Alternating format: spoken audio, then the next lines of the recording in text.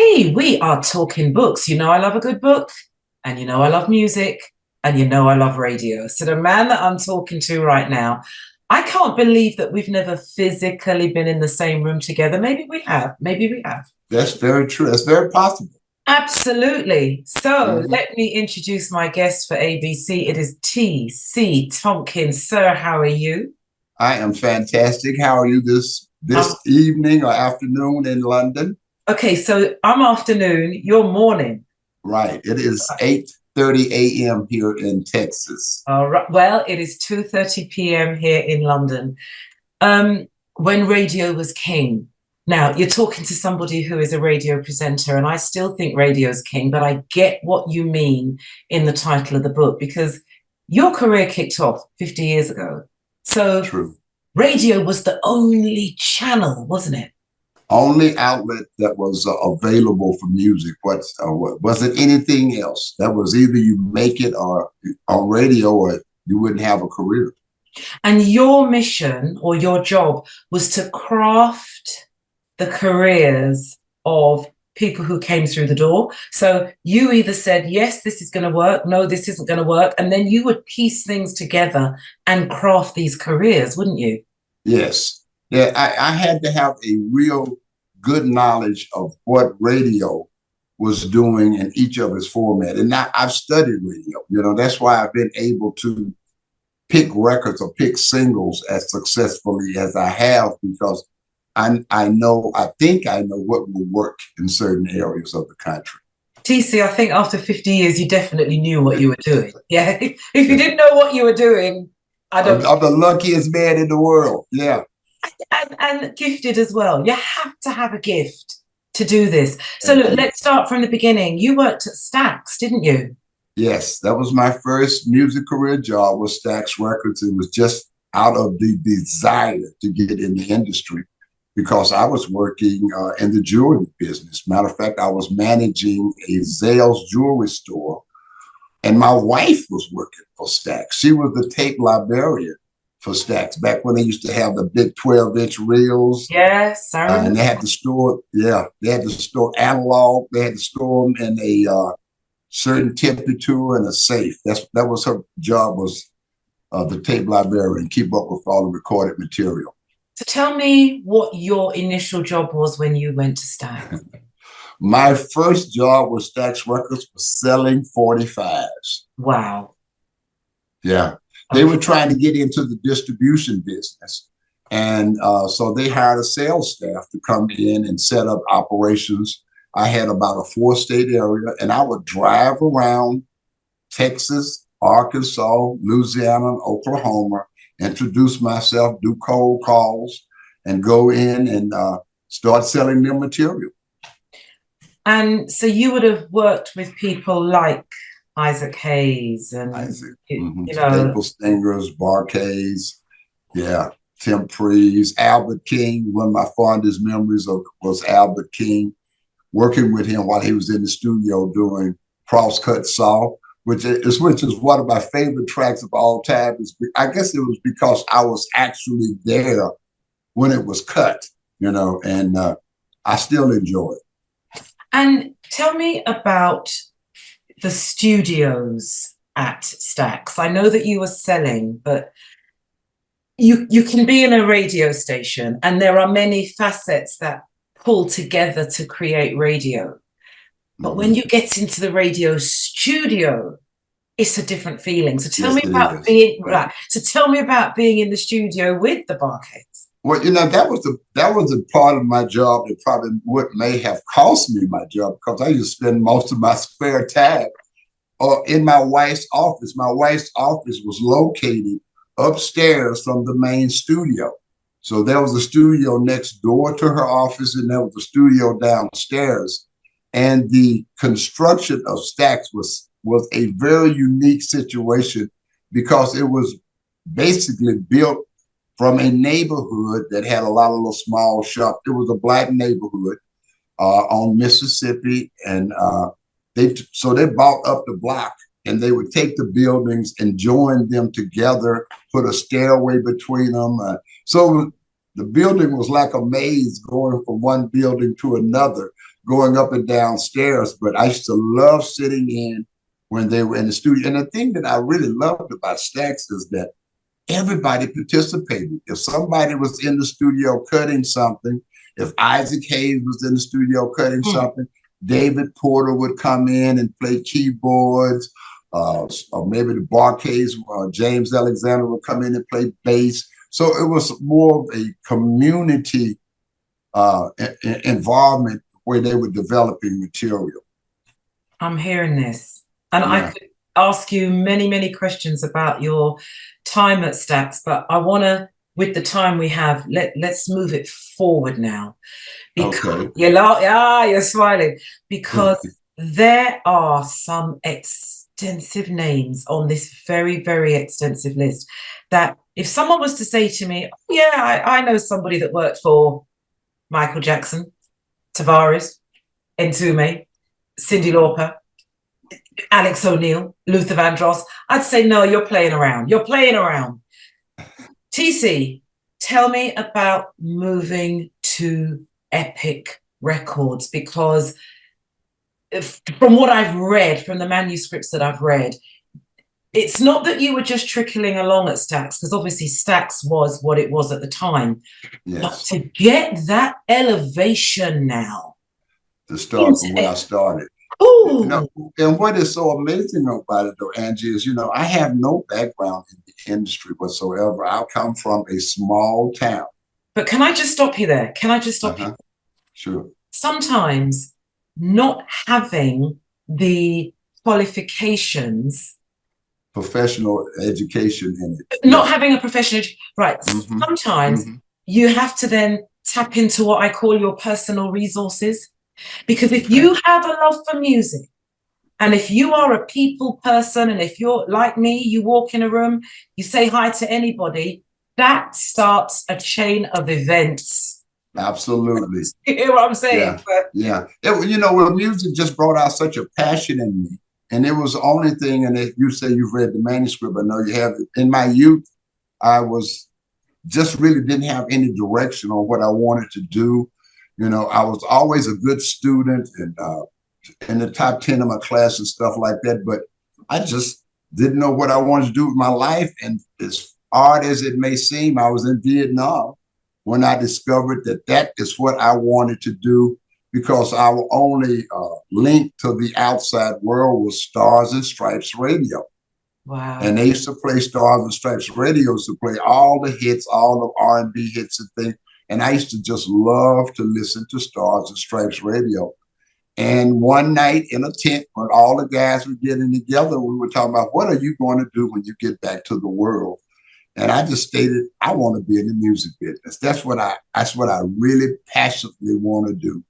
But back to what you were asking me, after I got at Stax, I kind of saw the handwriting on the wall that Stax would not be in operations too much longer. There was a great, it was a great creative place, but it wasn't a very business savvy place as far as I could see.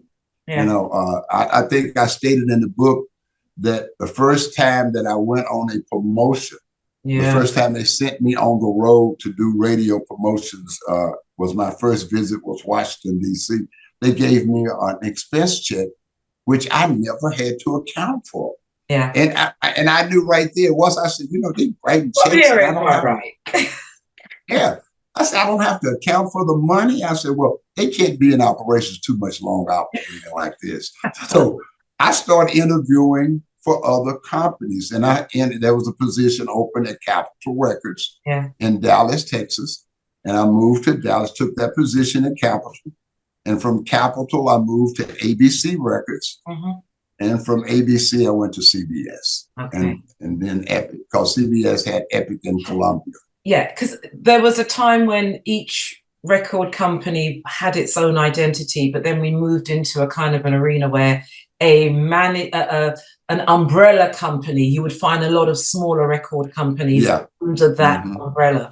So let's talk about Epic, because that would have been a different catalog to Stax. Having said that, like I said, Stax is what it was for that time. Absolutely. Epic now, we're moving forward now. There's a different kind of vibe. Oh my God, I would say it was probably around the time when I was, well, like I say, I can't believe we were never in a room together, because in 19 when I was a producer, you know, Okay. when Luther Vandross came into Capital Radio and Alex O'Neill and Gloria Estefan, you know, there were times, obviously, all my babies. Yeah. well, all the UK companies would have dealt with these artists, but a US member of Epic had to have brought them in. So what was your first project at Epic? When I first took over for Epic, it was in '79. Okay. I went to New York as national director for Epic in '78. But Epic really didn't start coming into its own until around '79. They changed a lot of management. We brought in some new A&R people. And I was just so eager and ambitious, very ambitious person back then in my early 20s. And first project that I actually got hold to and sunk my teeth in was SOS Band. That was the first project that I found that I thought was a smash as soon as I heard it. And you know, I tell people this all the time. I had a big fight with that record, not a physical fight, but radio just wasn't hip to that sound at that time. It was something new. It was a new producer. It was a new sound for SOS Band. And a lot of the major programmers were late on the record, but I drove that record home. I beat people up out that record. So platinum. Yeah, we went platinum on that album and single. It must have been a task. And I always say anything easily acquired can be easily lost. So the fact that you had to fight for SOS, the fact that you had to fight for a time when I would say Black music probably wasn't heard on mainstream radio. There was this introduction of what I call radio soul. So, you know, I love Kool and the Gang, Summer Madness, but for radio, it was ladies' night. It was let's celebrate. Do you see what I'm saying? Absolutely. To get these songs on the radio, when you say you had to fight, give me some examples. And I know there's a UK artist. We're going to talk about her in a moment. Oh yeah. Well, SOS Band I was just coming out of Chicago when that project came out. I was regional in Chicago and had got promoted to national. So when I got there, it was on Clarence Avant's label. Taboo was Clarence Avant's label, and SOS Band was on it. And when I got to New York and started making the marketing meetings and telling people about what was happening on the streets, there were areas of the country where this record was just, as soon as you put it on the radio, it would just blow up. And it is very rare that you get that type of reaction on a new artist immediately. You know, it usually takes a lot of rotation, a lot of repetition, you know, a lot of for people to finally realize what they're listening to, because people usually don't hear a record for the first 2 to 3 times they hear it. Do you think it was partly to do with the fact as well that people were thirsting for something different, some soul music? Maybe you know what? Back in that era, though, Angie, I believe that there was a much wider variety of Black music and urban music or contemporary music than there is now.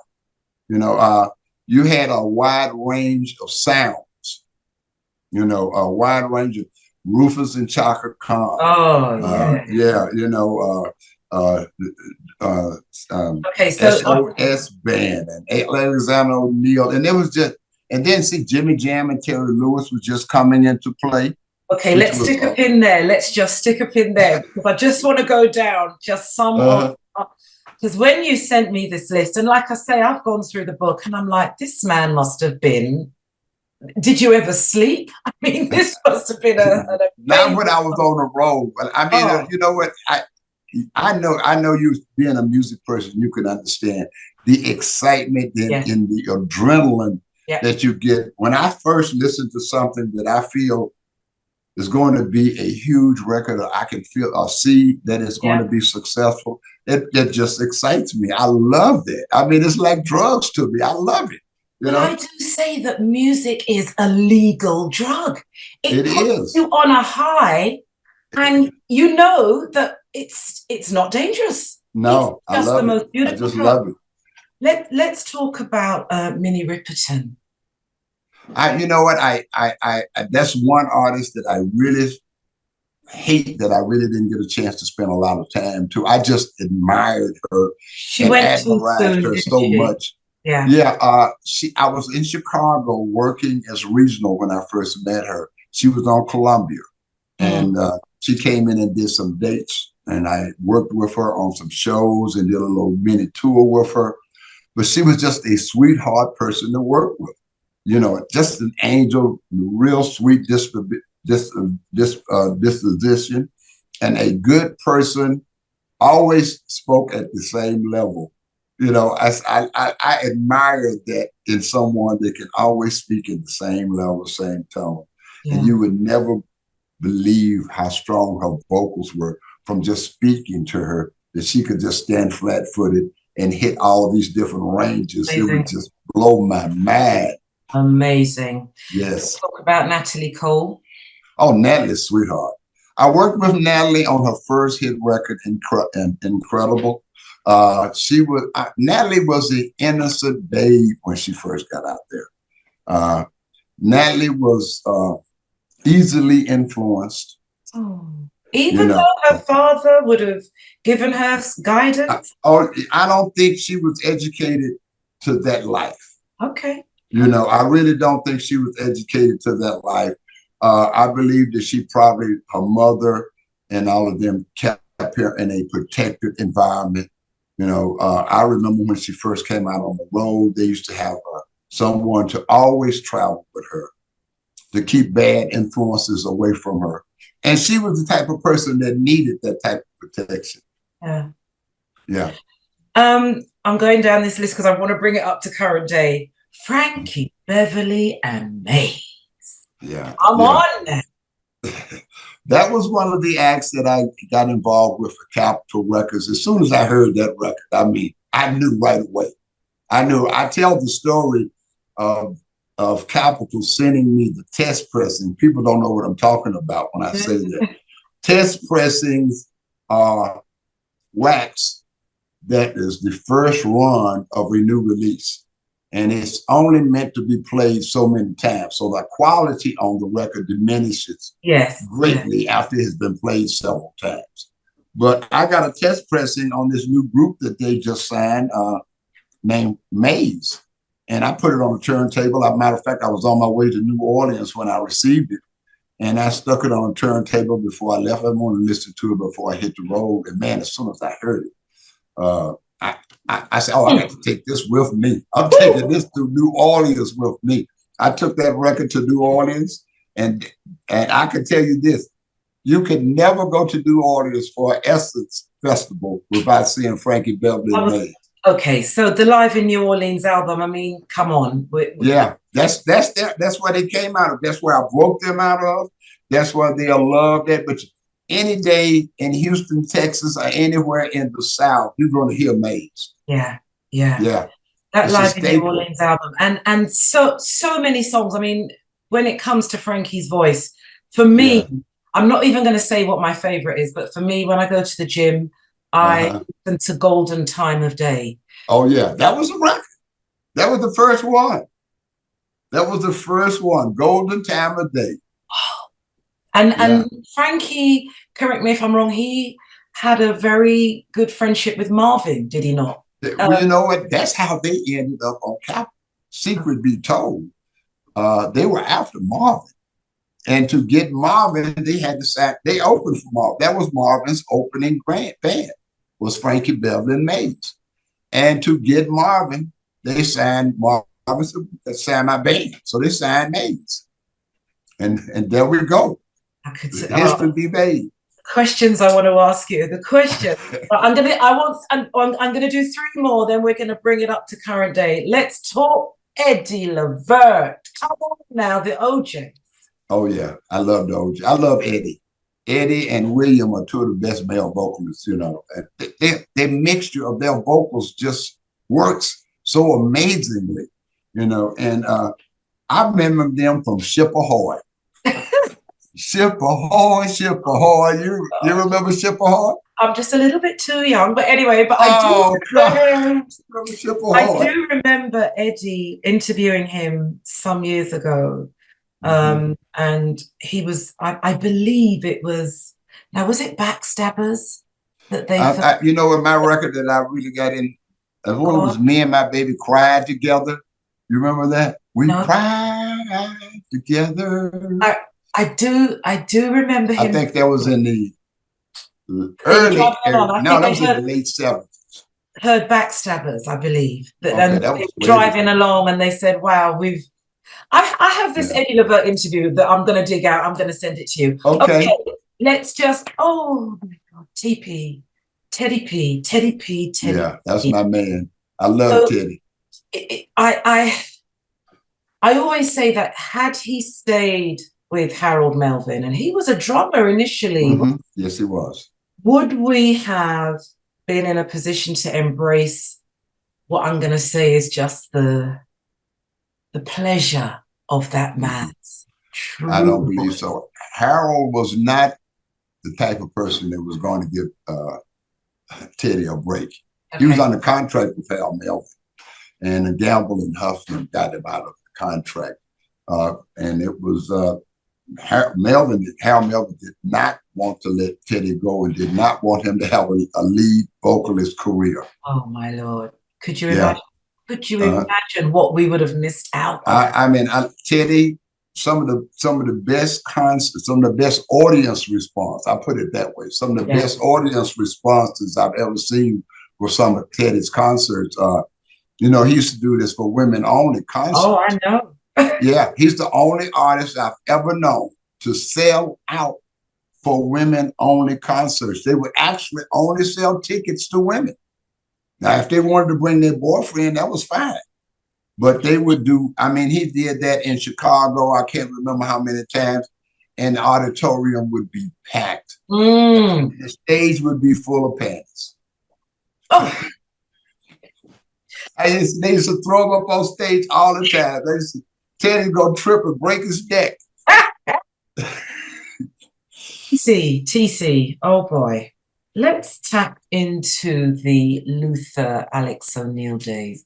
Now, here in the UK, this would have been late 80s, early 90s. Alex O'Neill, Luther Vandross could feel like 5 nights at Wembley. And if you never got to see one of them, you know, you had to get a ticket, even Oh, if yeah. even if you were sitting up in the gods and they looked like this, because you couldn't wait for them to come back the next year. What was it behind, I'm going to say, the machinery, first of all, with Luther? Because Luther. wasn't Luther initially in a group called Luther for a label Yes. called Cotillion? Yeah. He was in two groups. He was in two groups with Atlantic Records. And the last group was Luther. You know, he bought those masters. You can't find that record anywhere. Okay. On Luther. Right. Yeah. But when I met Luther, he had Change. He had a record out with a group called Change. And he was doing commercials for Kentucky Fried Chicken. Pepsi Cola. I mean, Luther, if you didn't know that was Luther, you go back and look at TV back in the late 70s, early 80s. All those vocals are Luther. All those commercial, all those jingles you hear, that's Luther. And Luther was making good money doing those jingles too. I mean, I was amazed at how much money they were paying him. But with that voice, though, I can understand. Yeah. And then on top of that, Luther was a perfectionist. I mean, a real perfectionist.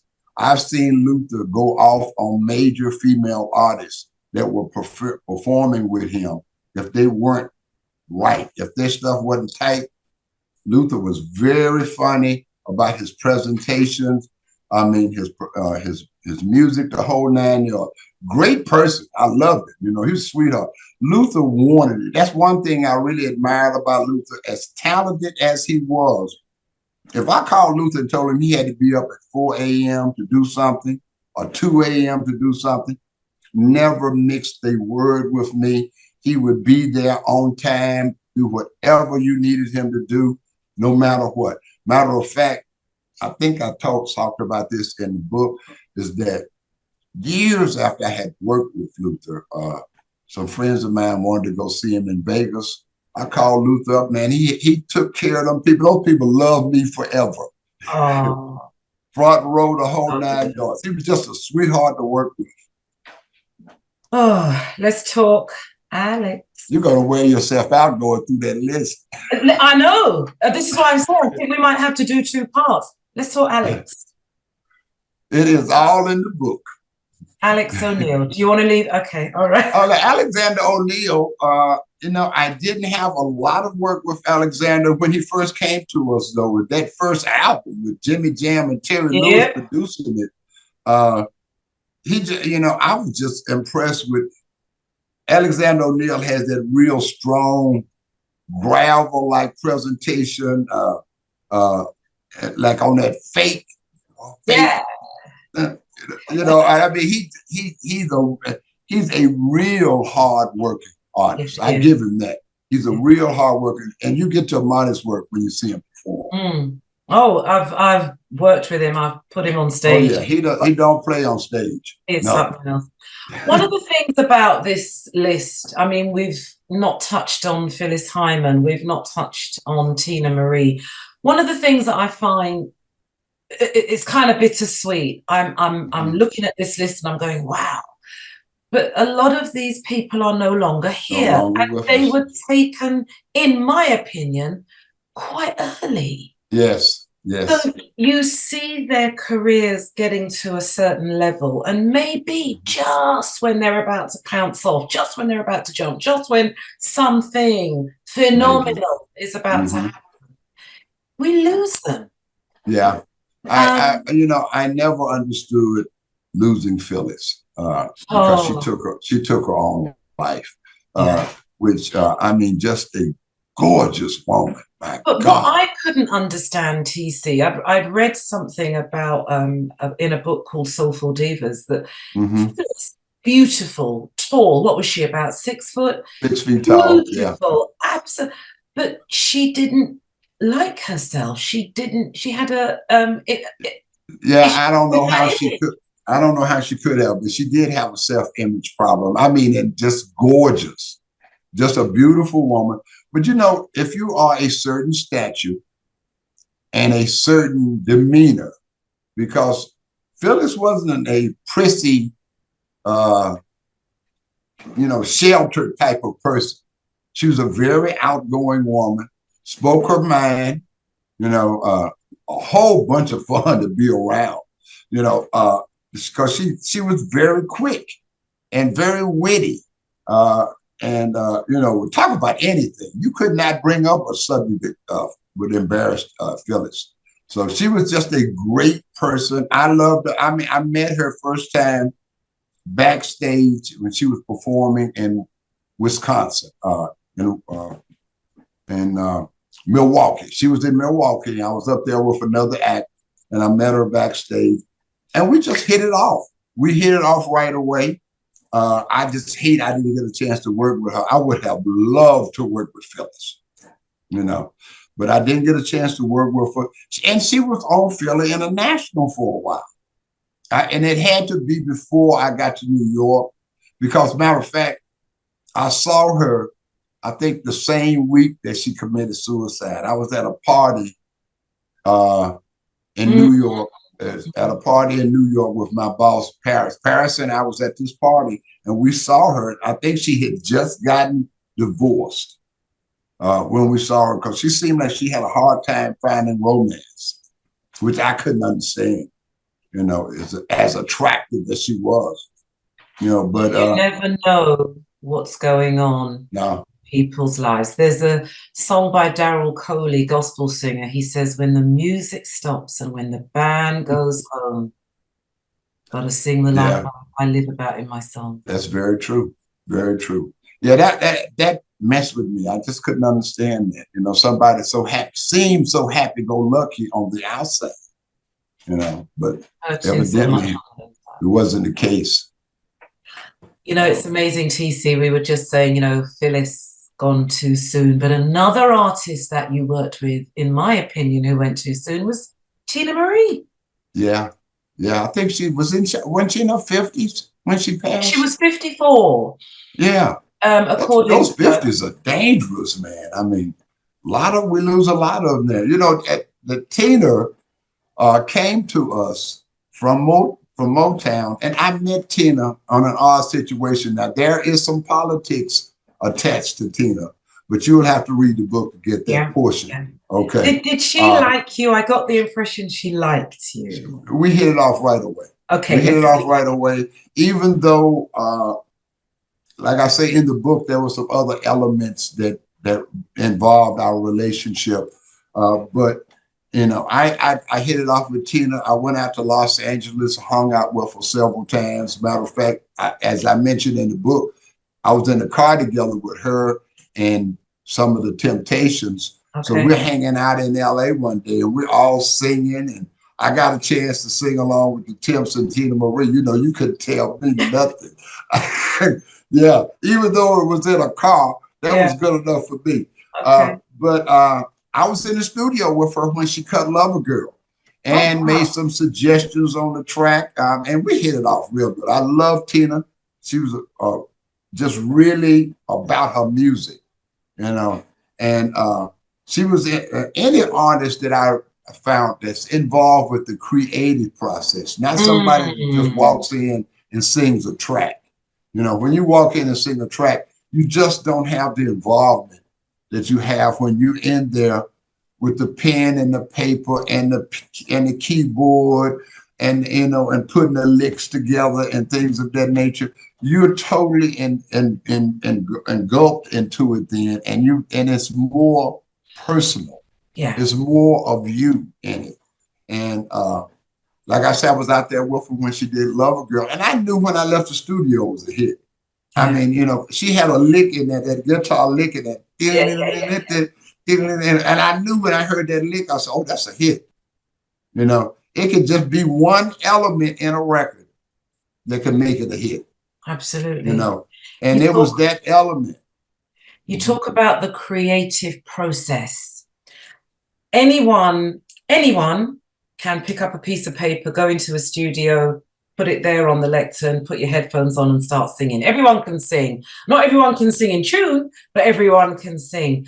But there is a creative process.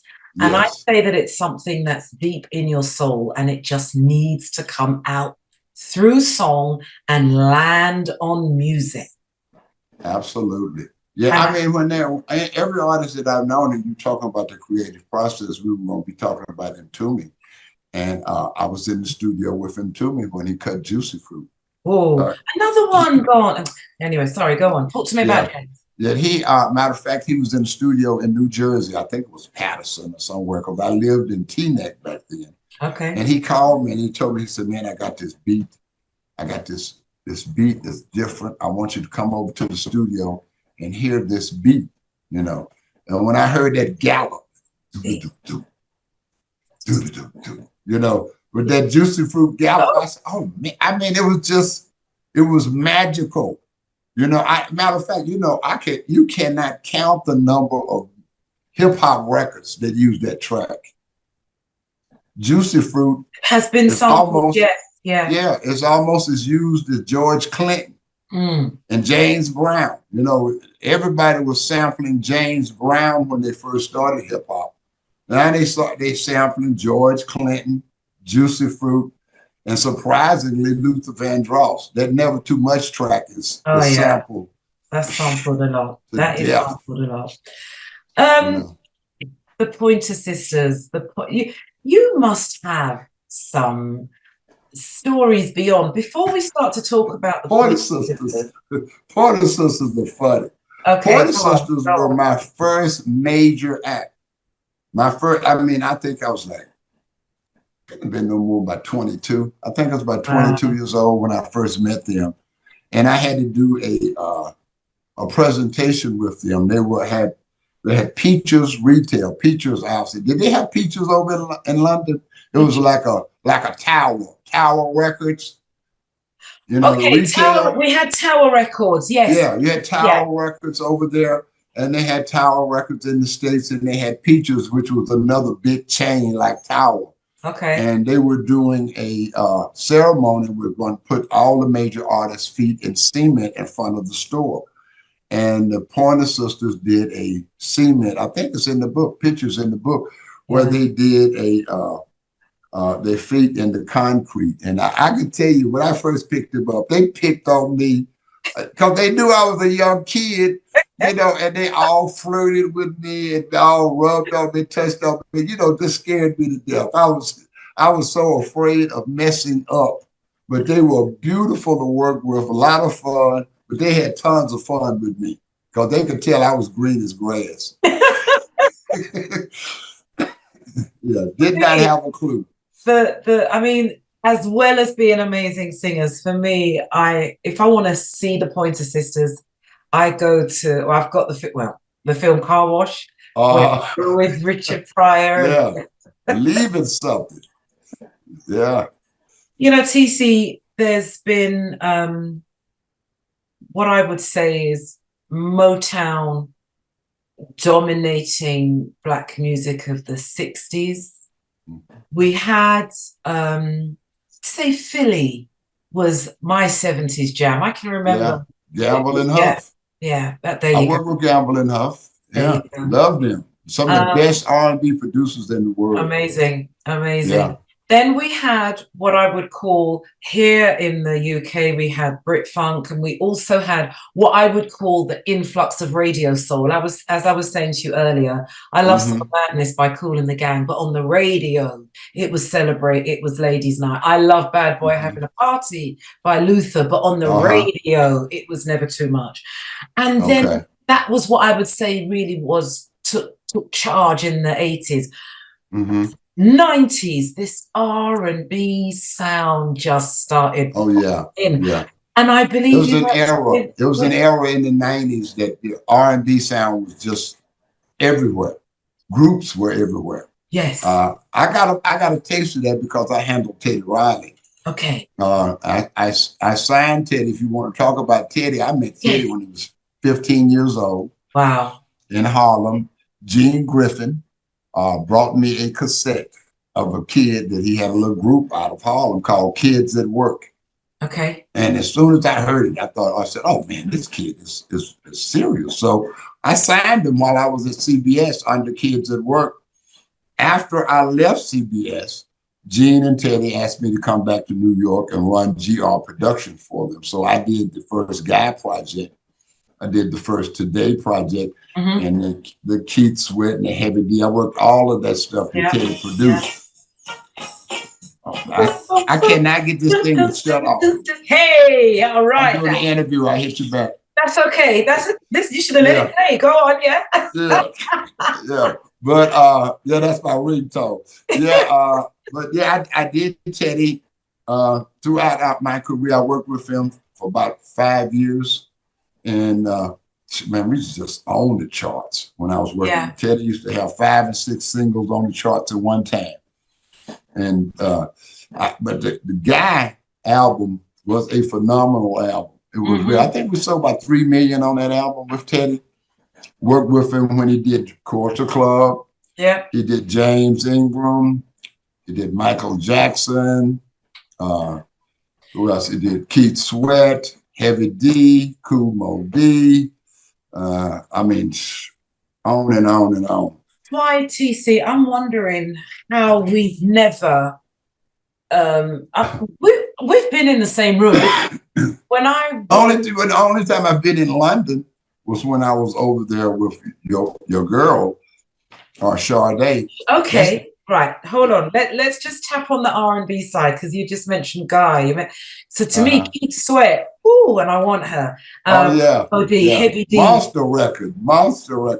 first time Teddy played it for me, I said, "Oh my And I God!" felt that Yeah, Keith Sweat and I Want Her. I want, That was late mm-hmm. 80s, early 90s. And I think that kind of, Yeah, if I was to say parted the sea and R&B yeah. Well, just Teddy did some of the best dance records. We did Rex and Effects, New Yep, Jack. Yeah, that yep. was one of his. We did Johnny Kemp, Just Got Paid, Mm-hmm, which is like the anthem at the clubs. mm-hmm. Uh, and he did the Keith Sweat album, which was just a Yeah, monster album. So I mean, he was just on fire. yeah, That his sound was just ruminating, and everybody was sampling Teddy. yeah. You know, what's the other group that used to be on tour with Teddy and them all the time? New Edition. Oh my gosh. You know, cause they're on tour together now. Bobby and New Belbit and the Edition Ralph. and Guy and somebody else is on that tour. But they're doing on tour right now. They'll be in Houston soon. Let me just ask you as well, because we've had a very, very US top heavy artist roster Conversation. here. Yeah. Yeah. Now, you worked with Culture Club, Yeah. Mm-hmm. but you launched Sade. True. Very true.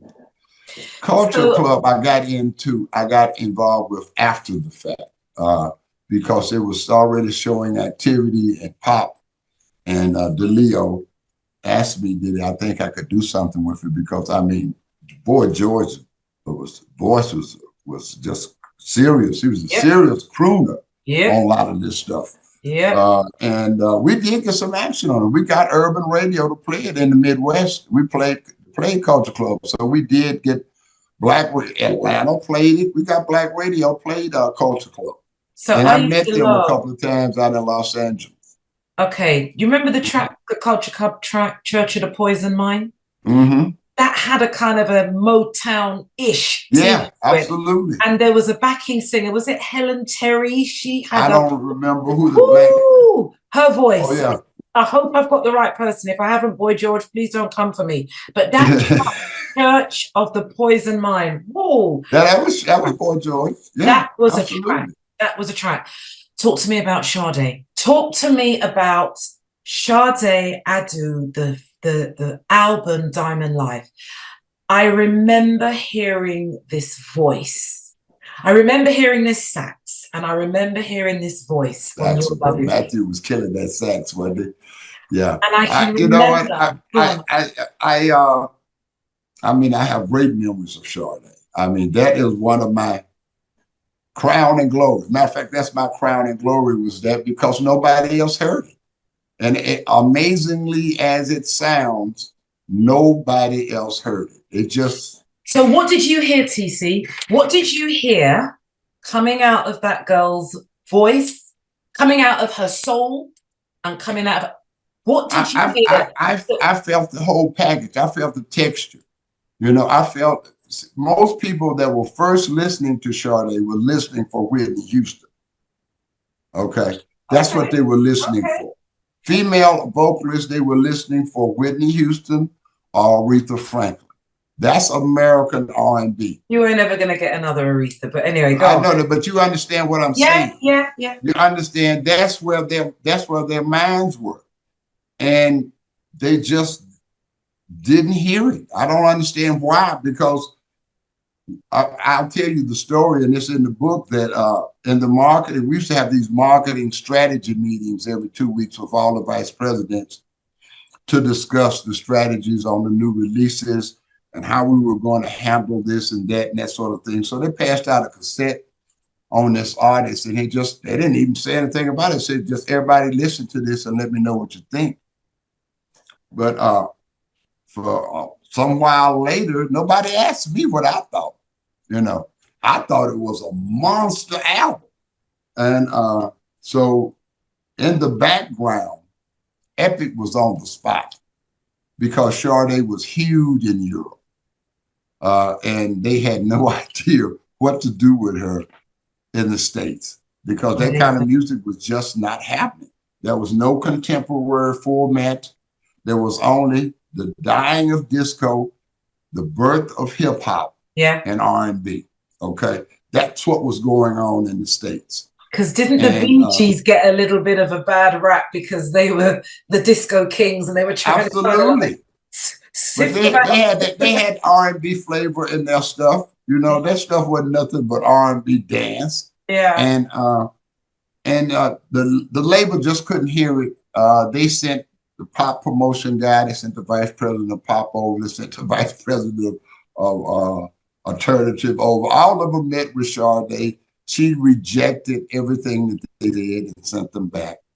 So finally, they got around to me, and I said, I'd love to have a shot at this project. Okay. And they said, well, you're going over to London and see what you could do with her. And you got it. You heard it. Yeah. You heard it.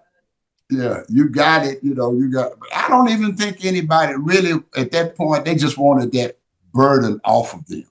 You know what I'm saying? They didn't know what to do with it. It was a problem. If I wanted to jump in the mix and take on that headache, you got it. That's basically the way it was. And TC, ain't you glad you did it? Oh man, I wasn't worried. I wasn't worried day one. Matter of fact, the only reason why I sold Sade on that is because Sade did not like my choice of singles.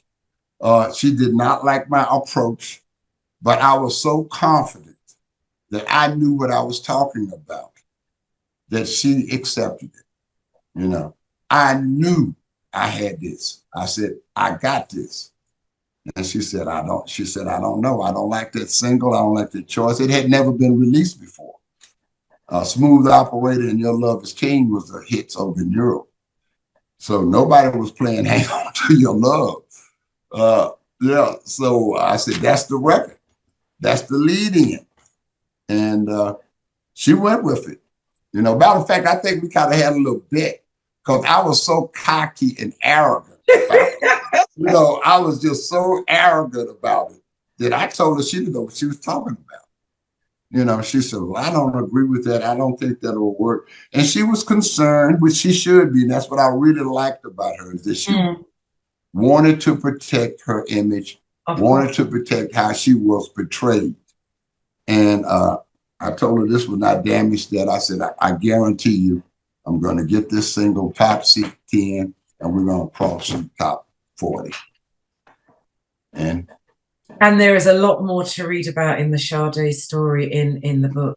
TC, we've covered a lot of artists, and I know that there are more stories. And what I do respect in this interview is you've not downspoken anybody, and I respect that. I respect that. If somebody else wants to do that, I'm pretty sure, you being the character you are, artists being the character that they are, there have been a few clashes because we're human. Let's not be around. Yeah, absolutely. Yeah. Right. We're human. Yeah.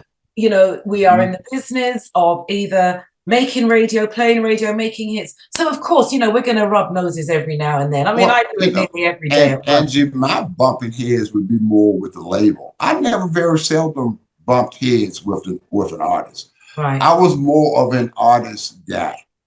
You know what I mean? I'd get into the artist.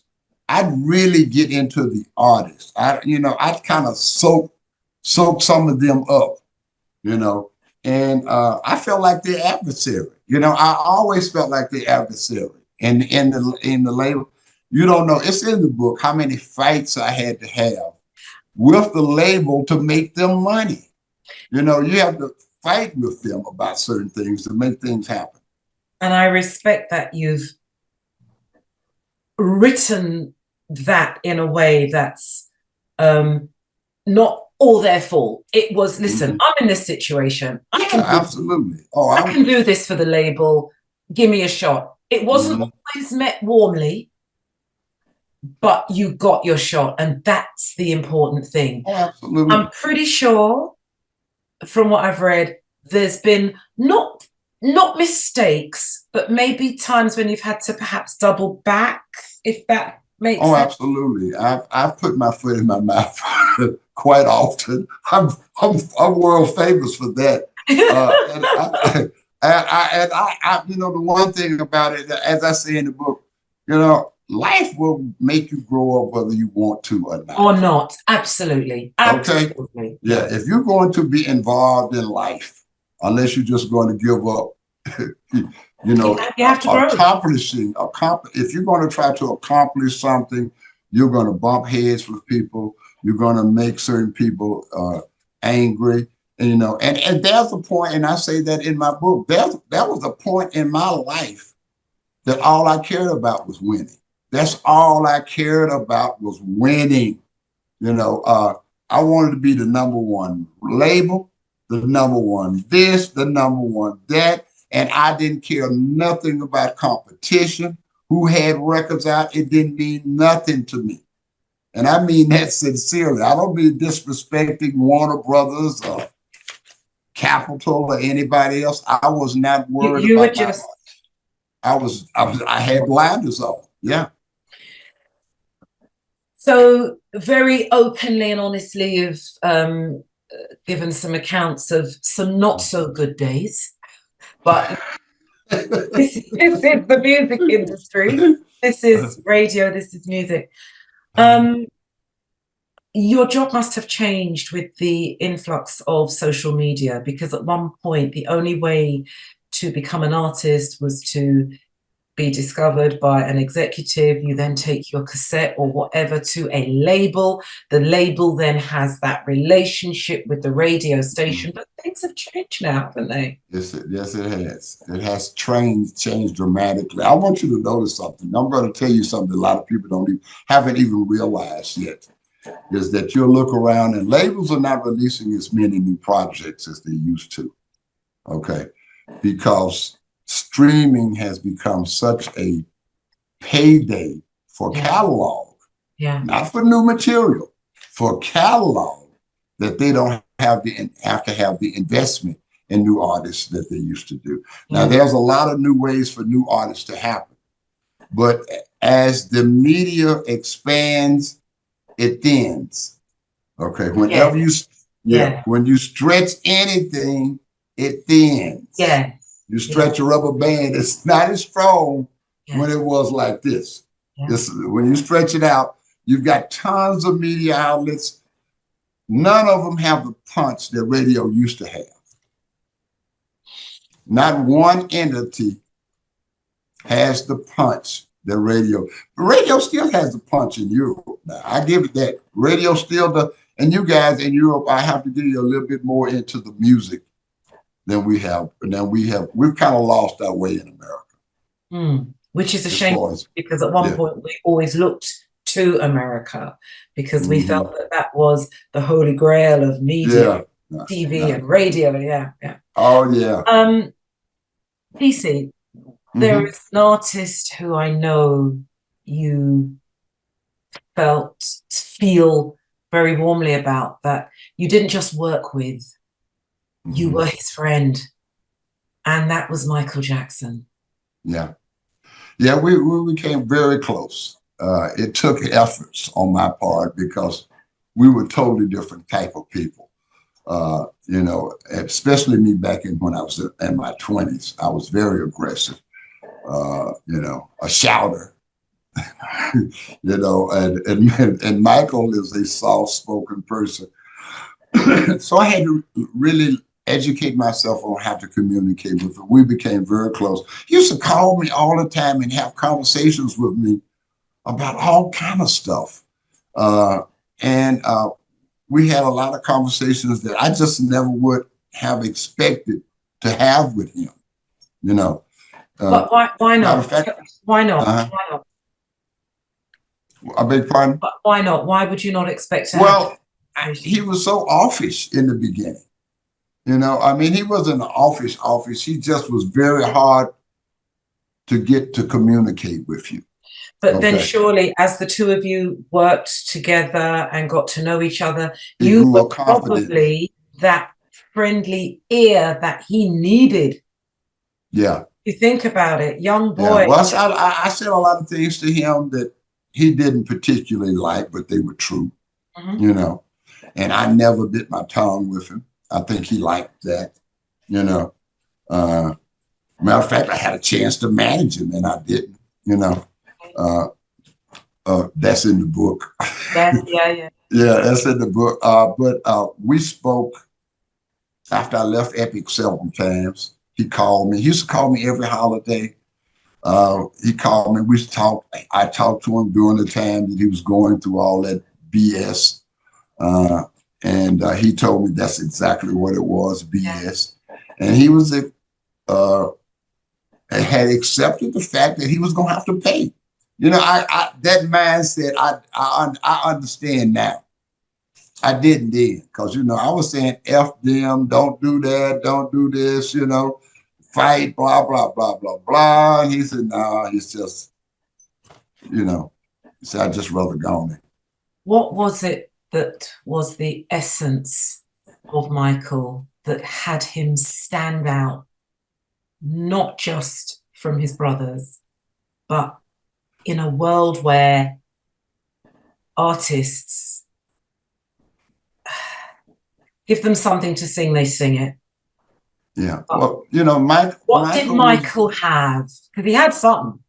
Yeah. Well, I mean, first of all, he was very aware. People don't think he was, you know, but Michael was very aware of his surroundings, who he was, the whole 9 yards. He knew he was a black man, because I used to have that conversation with him all the time, you know, because I didn't like the way the label was treating him a lot of times. A lot of things that they were doing in the representation of him.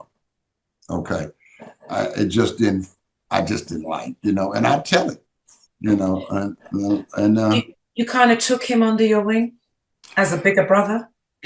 I, you know, as much as I could. I mean, what can you tell Michael Jackson? You know, I mean, come on. What can you tell Michael Jackson?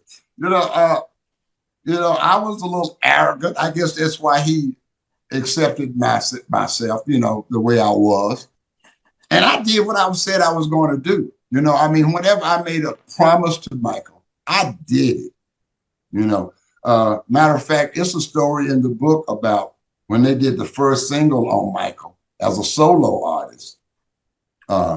Label was concerned. Label was sweating, because that was a huge project to Michael. Michael wanted his whole career to do his own project, his own material, him writing, producing, that sort of thing. Off the Wall was the first time. And they were sweating it.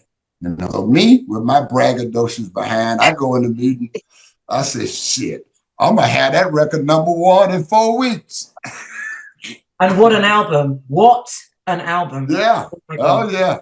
Yeah. I mean, I knew it was a monster. I wasn't worried.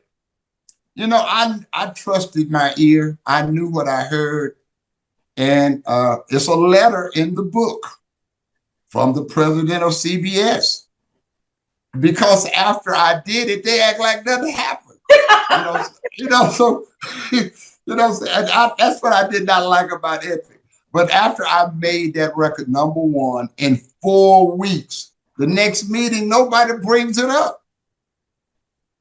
So I said, hey, y'all not going to discast that like it was nothing now. You know, I will say this, TC. Oh boy, time. Maybe we need to do this again. Yeah, I know you think we need to do 4. Yeah. I can imagine a man in your position having to bite your tongue at times. I can imagine. That was my problem. That's what always got me in trouble. You didn't, but I didn't. Well, but the results have shown up, and it's I mean, I had a great career with Epic, and every label I've been with, I always put my heart and soul in everything I did. And I had, as they'll find out in the book, I had gotten to a point to where I had become a little disillusioned. That's the best way to put it. Become just a little disillusioned.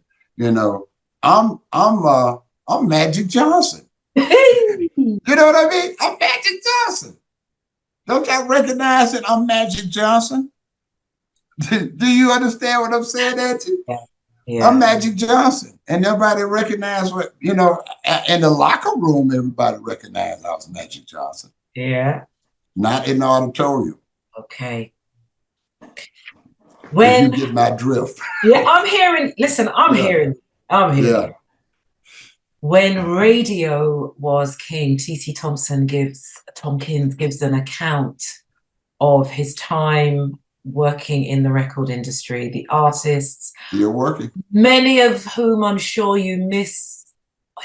I can't imagine, because just of the few Yeah. we've covered Yeah. and those that have, you know, passed on. There are a few that's left us that I was really close with. Teddy Pendergrass was one I was really close with. I saw him a lot after the accident. Yeah. And I was amazed how he handled it. I mean, I have to give it to him. I was amazed from where he was as a sex symbol around the world to having been paralyzed. I was amazed the man he was to handle that. And I was always telling him that, you know, I said, man, you're a mother. I'm trying to tell you, brother, because I remember the other Teddy, you know, the Teddy would close the door and turn out the light. Yes. Yeah, yeah. And the times me and him used to have. That's another interview. That's another interview. Yeah, Teddy and I love hanging out with Teddy. And I love Luther. Luther was just a great human being. That's the best way to put it. He was just a great human being. I love this. I love this. TC Tompkins, thank you so much for Thank you, Angie. And thank Candace for introducing me to you. I will indeed. And I can't wait to get my physical copy of the book. I'm mailing it to you right away. Matter of fact, I'm going to go ahead and send yours direct. All right.